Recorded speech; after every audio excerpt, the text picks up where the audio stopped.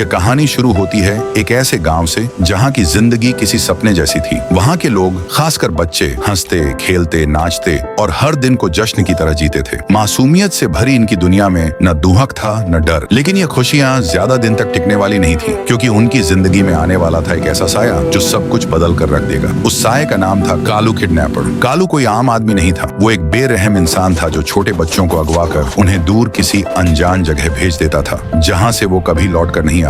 हर गांव, हर गली में उसका खौफ था। और अब उसकी नजर पड़ी थी उस गांव पर जहां रहता था राय स्टार और उसका परिवार। राय स्टार का एक छोटा बेटा था, चिंटू, जिसे वो अपनी जान से भी ज्यादा चाहता था। एक शाम का वक्त था। चिंटू अपने दोस्तों के साथ बाहर खेल रहा था। तभी राय स्टार दरवाजे पर आया और पुकारा, बेटा चिंटू, चलो अंदर आ जाओ, बहुत रात हो गई है। चिंटू बोला, पापा बस थोड़ी देर और खेलने दो ना। राय स्टार ने थोड़ा सख्ती से कहा, नहीं बेटा, आज नहीं। सुना है गाँव में बच्चे गायब हो रहे हैं, अब अंदर चलो। चिंटू थोड़ा उदास मन से घर चला गया। पर अगले दिन कुछ ऐसा हुआ जिसने राय स्टार की जिंदगी बदल दी। चिंटू स्कूल गया, लेकिन जब दोपहर बीत गई और वो अब तक वापस नहीं आया, राय स्टार बेचैन हो उठा। तभी एक छोटा लड़का जो चिंटू के साथ पढ़ता था दौड़ता हुआ आया। हांफते हुए बोला, राय स्टार अंकल, दो लोग आए और चिंटू को पकड़कर गाड़ी में डालकर ले गए। ये सुनते ही राय स्टार की आंखों में आग जल उठी। उसने बिना वक्त गंवाए अपनी बाइक उठाई और निकल पड़ा, अपने बेटे को ढूंढने, उस राक्षस से लड़ने जिसे दुनिया कालू किडनैपर के नाम से जानती थी। दूसरी ओर कालू चिंटू को एक अंधेरे गोदाम में ले गया था। डर के साए में बाकी बच्चे सिसक रहे थे, पर चिंटू निडर खड़ा था। कालू ने कहा, मत रो बच्चों, यहाँ कोई नहीं आएगा तुम्हें बचाने। पर चिंटू ने आंखों में आग लिए कहा,